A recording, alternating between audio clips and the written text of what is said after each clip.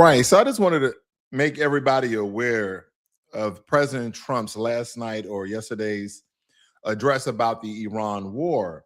And I just wanted to say some things because as I'm looking at this, President Trump is in an address to the nation last night, said that the war in Iran is nearing completion, projecting another 2 to 3 weeks of U.S. involvement. He has also expressed confidence that key military objectives are close to being met, including dismantling Iran's missile production, destroying its naval capabilities, and curbing its regional proxies. Okay. So that's where we are here. But I popped that into Gemini AI because I really wanted to know about the contextual nature of what President Trump was stating. I answered a very simple question. I'm going to share it with you guys. I said, point out and identify any lie and or misleading statements and provide the proof and evidence why it is or may be a falsehood, aka a lie, a deep fake. Okay, that's basically what I asked Gemini. And Gemini stated here that the YouTube video you shared is not a deep fake. It is genuine, documented broadcast published by NBC Chicago of an address delivered by President Trump regarding the ongoing military conflict with Iran, Operation Epic Fury, and recent operations in Venezuela. However, the video itself is authentic. The speech contains several claims that fact checkers, historical data, and international observers have identified as false or highly misleading. So Gemini is stating that the president of the United States of America is misleading its people. Because do not forget, this is an address to the American people, is it not? Okay. Then they say, here's a breakdown of the specific inaccuracies within the speech and the evidence contradicting them. So claim one, and hopefully guys can see this on your cell phone. I'll blow it up even more. First claim, Iran killed 45,000 protesting citizens. What was said, the regime recently killed 45,000 of their own people who were protesting in Iran. And don't forget, I'm going to provide the visual evidence as well. So here we go. Never seen anything like it. This murderous regime also recently killed 45,000 of their own people who were protesting in Iran. 45,000 dead. For these terrorists to have nuclear weapons would be an intolerable threat. The most violent and thuggish regime on earth would be free to carry out their campaigns of terror, coercion, conquest, and mass murder from behind a nuclear shield. I will never let that happen, and neither should any of our past presidents.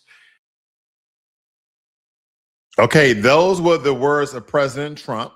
We already proven that this video is not a deep fake, that it's authentic, that it was aired by an authentic national news entity, okay?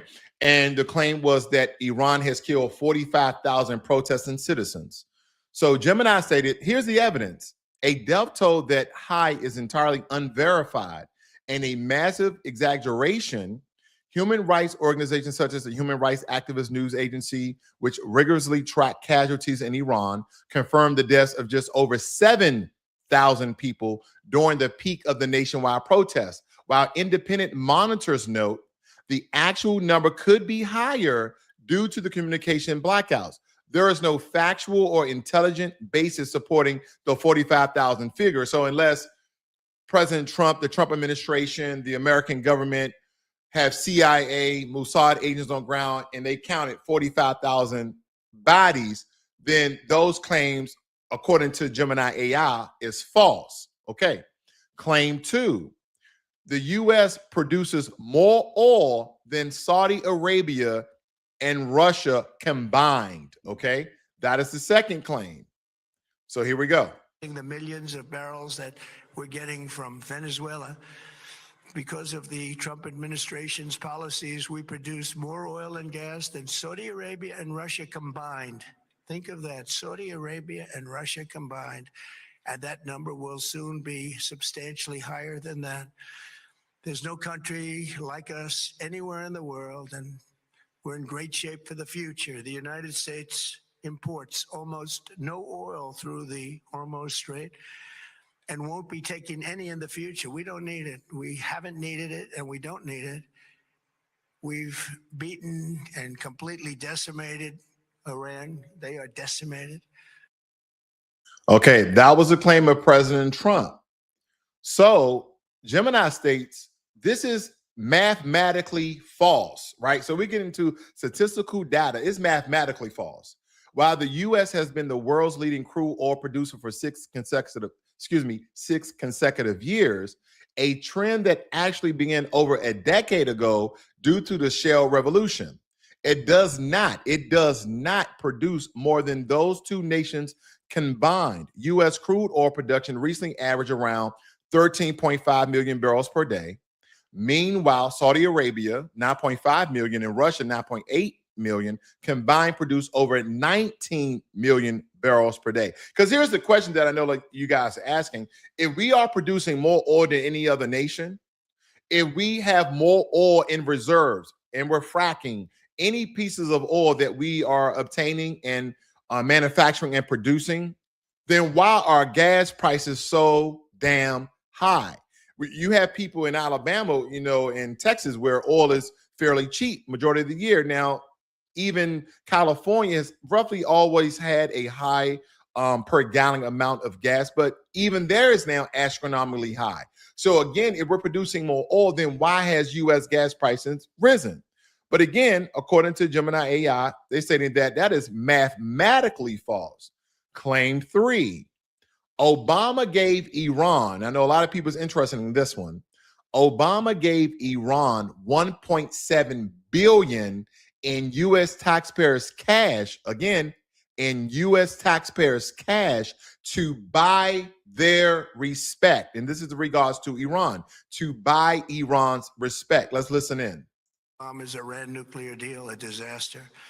Obama gave them $1.7 billion in cash, green cash. Took it out of banks from Virginia, D.C., then Maryland, all the cash they had. Flew it by airplanes in an attempt to buy their respect and loyalty, but it didn't work.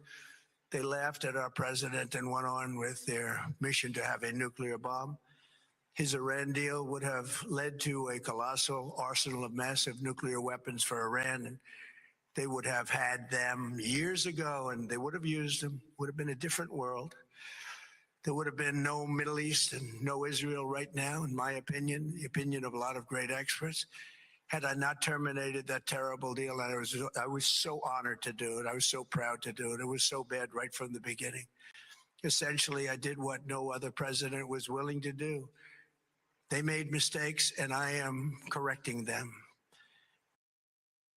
Okay, so you heard it from the president mouth himself. So Gemini stated that this claim that Obama gave Iran 1.7 billion, okay, in taxpayer money, what was said, President Obama gave Iran 1.7 billion in green cash taken out of banks from Virginia, D.C., and Maryland in an attempt to buy their respect and loyalty. Gemini states that this severely mischaracterizes the nature of the payment. The 1.7 billion was not U.S. taxpayer money being handed out as a bribe. It was the legal, it was the legal settlement of a decades-old international arbitration claim. Before the 1979 revolution, Iran had paid the U.S. $400 million for military equipment that was never delivered. Now, this is a side note here. This is what I've been stating. I know a lot of other people probably stated this before, is that the majority of people that we're now fighting, the majority of conflicts, skirmishes, and battles and wars that we've always been in, majority of these weapons come from the West. They come from Europe. They come from America. I digress. Now, the 1.7 billion represented the return of Iran's own 400 million principal plus 1.3 billion in accumulated interest.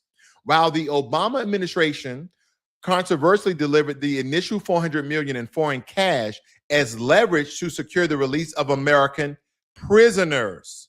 Framing it as an American bank money given freely to buy loyalty is historically inaccurate. So again, misleading, lies, falsehoods.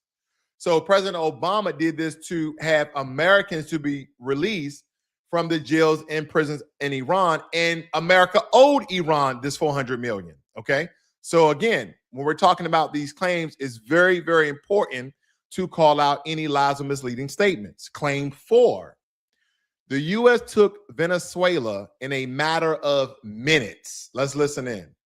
I also want to thank our troops for the masterful job they did in taking the country of Venezuela in a matter of minutes. That hit was quick, lethal, violent, and respected by everyone all over the world. After rebuilding our military during my first term, we have by far the strongest military anywhere in the world. And now we're working along with Venezuela and are, in a true sense, joint venture partners. We're getting along incredibly well. I definitely want to thank all the service members for their service, always supporting the military in all regards, even though we have to follow orders sometimes we may not agree with, but that's just the call that we have. I digress. Now, what was said, the military did a masterful job taking the country of Venezuela in a matter of minutes, describing the hit as quick, lethal, violent, and respected. Gemini AI states that this is a vast oversimplification of Operation Absolute Determination, the January 2026 raid that captured Venezuelan President Nicolas Maduro. The operation did not seize the entire country. It did not seize the entire country. It was a targeted 140-minute decapitation strike. Furthermore, portraying it as a swift matter of minutes ignores the intense fallout. Medical networks and independent reporting confirmed nearly 80 deaths, including many young, lower-ranking Venezuelan soldiers and civilian bystanders, alongside nearly 100 wounded. Basically, the people that we killed that they're stating are mostly children and untrained, unequipped, just not fit for the fight of Venezuelan soldiers. That is my take. That last part is my perspective, okay? So 80 to 100 people, 80 deaths, and 100 wounded. So Gemini states, in short, you are watching a real, unedited political address, but the speech relies on heavily inflated statistics and distorted historical narratives. And I put the link in there just so it has the actual reference. And these were the clips that we were looking at, ladies and gentlemen. So Gemini basically stated that the president of these United States were selling lies and misleading the American people. I know for a lot of you, either you support President Trump and all that he does, or you support him on one or two issues, or you may never support him on anything. That is your prerogative. But again, AI stated that the president is leading according to the mathematical statistical facts and all of the reports that it can gather through all the different entities all around the internet. So I want to get one thing straight right now. The problem is not that the video is fake, because it's not. We already have, proven that the video is indeed real. The problem is that the video is real. See, a deepfake is easily to understand. A deepfake is a monster with a name tag. You point it in and say, that's AI, that's fake. That has been rendered, that has been manipulated, that's fraud. What do you do when the camera is real? The podium is real, the network is real, the president is real, but the math is still drunk. That's the game. Because the most dangerous propaganda in America is not always the fake clip. Sometimes it's the real clip carrying fake weight. Yeah. Real suit, real flag, real lighting, real patriotic music. And inside that polished package, so to speak, you have the inflated numbers, the recycled myths, and the chest-thumping language designed to make confusion look like leadership. That's what makes this speech so slick. It wasn't a glitch in the matrix. It was a broadcast quality sales pitch. And here on this platform, we have to say what too many people are scared to say. You can love this country and still refuse to be lied to under its flag. Because patriotism is not gullibility. Patriotism is not clapping every time somebody says America, America the brave, America the strong, America. No, with a stern face and a military backdrop. Patriotism is demanding truth from the people who claim to act in our name. And if we walk through this mess, Trump says that Iran killed 45,000 protesters. 45,000. That's not a small miss, right? That's not a rounding error. That's not, well, he was speaking emotionally, because he wasn't. This is the kind of number you throw out when you know people will never stop to ask where it comes from. And if you look at all the different news entities and news agencies, they fact check these numbers. And it's been verified that the documented toll is at a little over 7,000. That does not make Iranian regime innocent. I'm not stating that. I'm not taking it for Iran or the Iranian regime. I'm not. We're pointing out a lot of the falsehood and misleading of the American people. But it makes this speech reckless, because when you inflate evil, you don't strengthen your case. You weaken your credibility. See, you can still paint Iran as evil, because to me, 7,000 people is an astronomical number of people being killed by the government. And that matters, because Iran's government doesn't need fake crimes added to the real ones. Their record is ugly enough all by itself, in my opinion. And if you have to juice the stat line, then maybe what you're selling isn't truth. Maybe it's emotional market manipulation. Because again, that's like Wall Street behavior in a war speech, right? Then it came the oil flex that he was talking about, that we produce more oil and gas in Saudi Arabia and Russia combined. Boy, stop. Now, don't get me wrong. America is a very major oil producer. We're a beast at it, right? We became very good at it.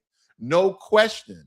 Even the The EIA stated that the U.S. has been the world's leading crude oil producer for quite some time now, and reported that the recent U.S. crude output is around 13.2% million barrels a day.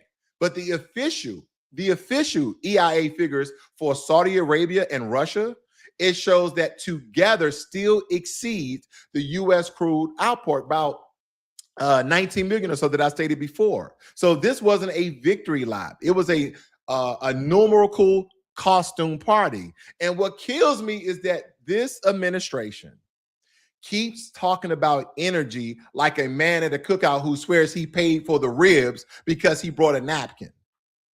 Listen, we don't have to say that we're producing more oil than Saudi Arabia and Russia combined, even though we are outproducing them and producing oil individually, right? Again, you're trying to stack chase and add on to something that is numerically false. America being strong on energy is one thing. Pretending that the global oil market obeys campaign slogans is another. That's not economics. That's like the WWE with spreadsheets, is it not? Then he drags Obama into it. Leave the only so-called half black, half white mixed president alone, okay? Obama is far from, well, he's not far from politics. Maybe it's okay to bring him up every now and again. Again, my apologies. But he brought Obama into it again with the old $1.7 billion in cash line. Now, listen, you guys can criticize Obama because I know I do all the damn time. But Lord knows America has a bipartisan tradition of messing things up overseas with confidence and a press conference, but facts still matter. And this is the thing about when people clothe themselves and somehow become a cult of the Democrats or become a cult of the Republicans. Let's just state everything in truth and facts. Because the Associated Press, right, they had an archive of the State Department's materials, and they stated that the money was part of a settlement over Iran's own pre-1979 funds. $400 million they had already paid into a trust fund for military equipment that was never delivered. We never gave the equipment to Iran, so we owe them $400 million.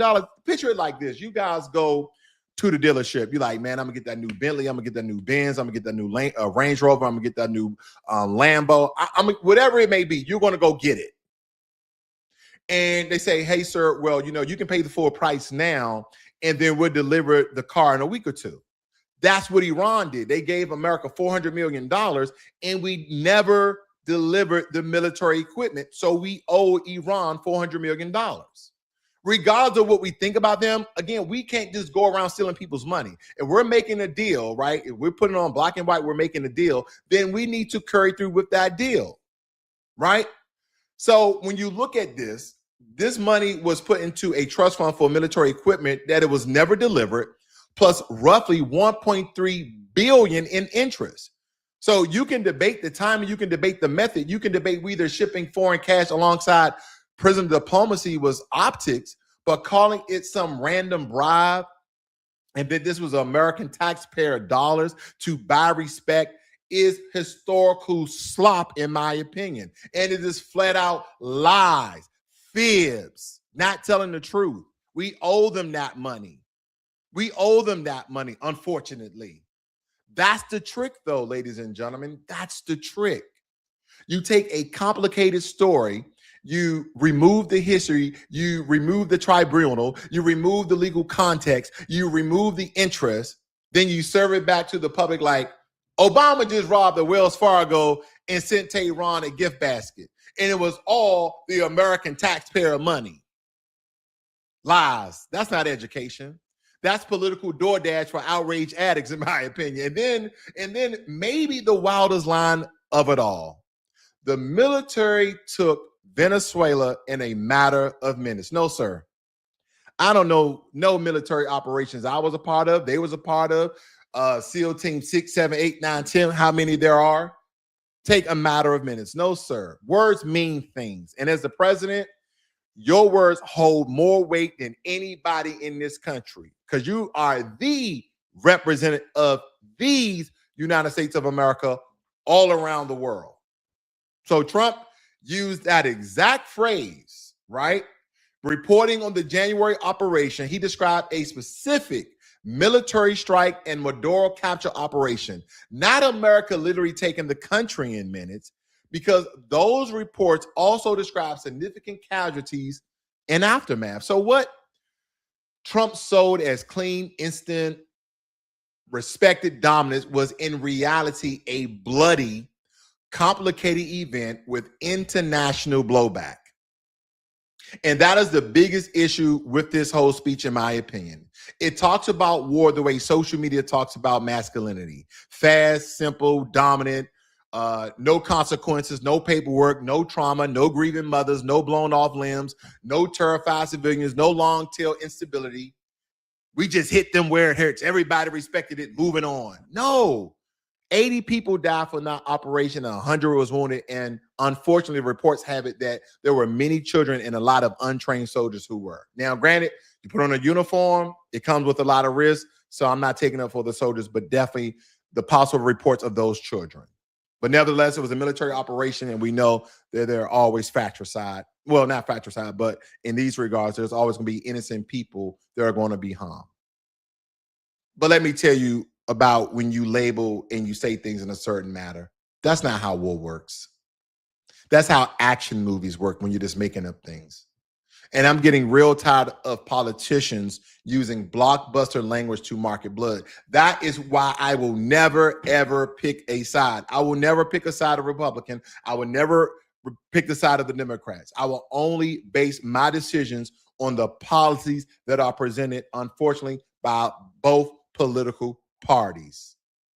Because when you say matter of minutes, when you're really doing it is erasing the human beings that are buried inside the operation. You're erasing the wounded. You're erasing the bystanders. You're erasing the geopolitical costs, erasing the fact that every quick intervention has a nasty habit of becoming a long receipt. America has done this before. This is nothing new. Dress the violence up, compress the timeline, romanticize the force, hide the debris, call it decisive, then act shocked when the world sends the bill. That's what usually happens. And let's be honest about the deeper game here, okay? This speech wasn't just about Iran. It was about image management. It was about taking a messy conflict, a nervous public, rising energy, anxiety that people have, the shaky credibility that's all around this Iran war, and then wrapping it all in the oldest political perfume on earth. Strength theater. That's what it was. This was not clarity. This was not truth. This was not accountability, not even strategy, frankly. This was strength theater. A big boy speech for people who think volume is vision. I'm going to talk loud and proud with my chest up in front of the American people, and they're going to believe me. I don't believe everything that President Trump said. I don't believe everything that President Biden stated. I don't believe everything that President Obama said. I don't believe everything that the previous presidents all down the line ever stated, because we know what politicians do better than anything other than pass bills. They speak and tell lies. Because a speech that says, don't expect the claim, admire the posture. A speech that says, don't study the facts, feel the vibe. A speech that says, if I sound commander-like enough, maybe you won't notice I'm freelancing the numbers. Well, I noticed. And you guys should too, because when a leader tells the truth, facts hold him up, not lies. The truth holds him up, not falsehoods. When a leader is bluffing, he needs emotion to carry him. That's why the numbers get bigger. That's why history gets chopped up. That's why military luggage gets extra cinematic. That's why complexity gets murdered first. And some folks will hear all of this and say, so what? Iran is bad. Yes, Iran's regime is very brutal. That's not the question. The question is, does America become stronger by lying about its enemies? Lying about our economy, its history, and its wars? I say no, because lies don't make a country powerful. They make a country sloppy, and a sloppy empire is dangerous, especially to its own people. See, I don't know about you guys. I'm America first. I love America. I want America to be strong. I want America to be respected. I want America feared by its enemies when necessary. But I do not want America turned into an infomercial where every war is a miracle product and every speech is a fact checker's cardio session. No, that's not what I want. The American people deserve better than performance patriotism. We deserve reality, do we not? Because again, while all of these things are occurring, he stated that Obama used taxpayer money, even though that was false, but they're literally using taxpayer money to fund this war that we're currently in. See, we deserve leaders who don't need to inflate body counts like a boxer padding his record. You know how sometimes you talk to somebody like, yeah, man, I used to do Golden Glove boxing and I was 39-0. Man, I never heard of you. Where are some of your posts and clippings and videos? Oh, man, that was before the internet age. I mean, you don't have no videotapes, no recording? Nah, man, but I was 39-0. I was something like a big deal back in the day. No, sir. You was not a big deal. See, we deserve presidents who don't turn legal settlements into fairy tales and military operations into Marvel trailers. So no, the video wasn't fake that you saw here. That would have been a lot easier for people to point out the lies and discrepancies and say, Blacklogic, you just spinning the truth and you're telling lies, and that is your conjecture and rhetoric. The scarier truth is that it was a real video. It was a real speech, a real audience, the American people, and our real president, President Donald J. Trump, using real national pain to sell unreal certainty. And that right there, man, this is the kind of lie that doesn't need AI. That one already has a podium.